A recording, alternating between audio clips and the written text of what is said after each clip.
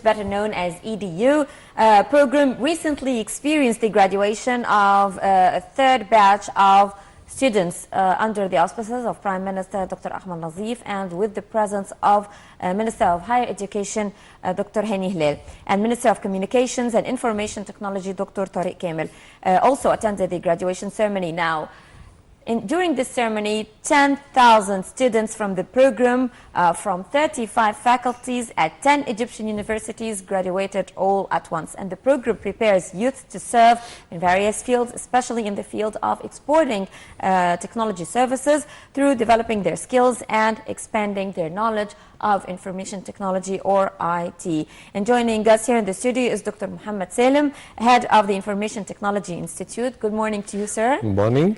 And we also have with us Marwa Saeed, who is an EDU Egyptian graduate. Hello, Marwa. Good morning. Hi, good morning. Good morning and welcome to the breakfast show.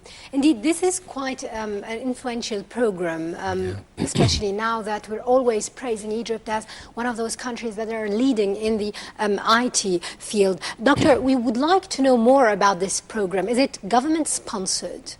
Yeah, thank you for the question. Let me talk first about the idea of the program. The BPO industry that Hala was talking about now is very emerging in Egypt now because of our privilege of the number of graduates, the neutral accent of the Egyptian graduates. And the point is this industry needs persons, needs human beings. The idea was not to wait until those students graduate from the university, but to go inside the university and do this sort of training. It is not an education, it's just a delta of training, primarily language and interpersonal skills. It is not an obligatory curriculum. It is not even an elective course. It is totally optional. But the point is the students loved this program and the attendance percentage reached 95%. So the idea of this program is to prepare those students and give them a chance to have an opportunity to work in the BPO field after graduation. And as you said, that we graduated about 10,000 for 4,500 already in the fourth year. They finished already. Marwa is one of them. 6,000 are joining the fourth year next year.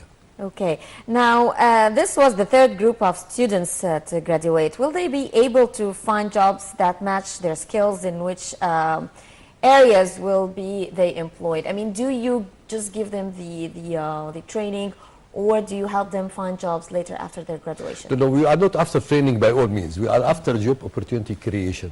Let me tell you about some numbers. The phase one that graduated in 2008, just 3 years back or 2 years back, the percentage of employability reached 83%. Last year it reached about 70%. Even this batch, the job fair started 3 days ago, but already 20% of them already had jobs in the BPO market and in the IT related jobs. So we are very keen. This is our main job, to trace those graduates to get sure that they find the decent job for them after graduation. Mara, what's your university? What's your graduation? I graduated this year. Yes, what was your major? Voice. Or in college, you mean? Yes. What are you studying? Faculty of Commerce. Oh, right now. Excellent. How did you know about this program? They had an orientation in college. We didn't know anything about the industry at all. They had like a PowerPoint presentation. They introduced the industry. They started talking about it. Still, we didn't have any expectations. They said, we're creating jobs, we'll find you jobs. We still didn't have any clue about anything. And then they had like an entry exam. And so we said, we can go ahead and see what's going on. So we joined the exams and everything. And we joined the program.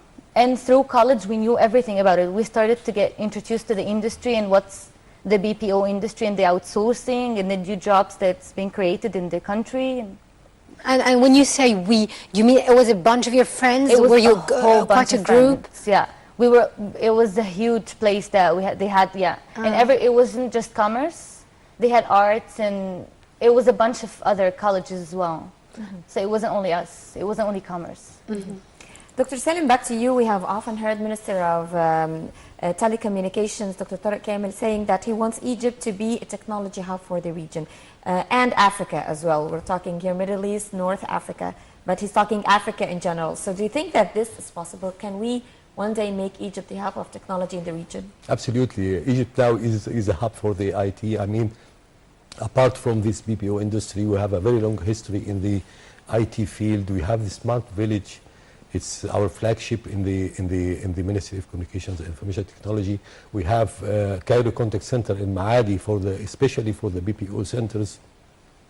Now the companies, the international companies, and the foreign investors are coming to Egypt because of the talent pool that exists of the Egyptian graduates. Whether it is in the IT or in the BPO industry. Let me tell you one thing else about this program, Edu Egypt. Just less than 3 years, we started this program by 2 universities, Ain Shams and Cairo, and 5 faculties, 3,000 students. As we speak now, we are inside 12 universities, 40 faculties, and you are training more than 15,000 students. This is an unprecedented program because it is not just a training program, it's just the idea of having someone else rather than faculty teaching inside the university. This is something new to us. I mean, for Marwa and her colleagues to find 25 years old instructors wearing like them, speaking like them, and not giving just lectures, but asking them to get up and talk about the lecture. This so it's not a workshop rather than... The students love this program, and yes, we are training 15,000, but we picked them up out of 50,000. So this is how Edu Egypt is performing now.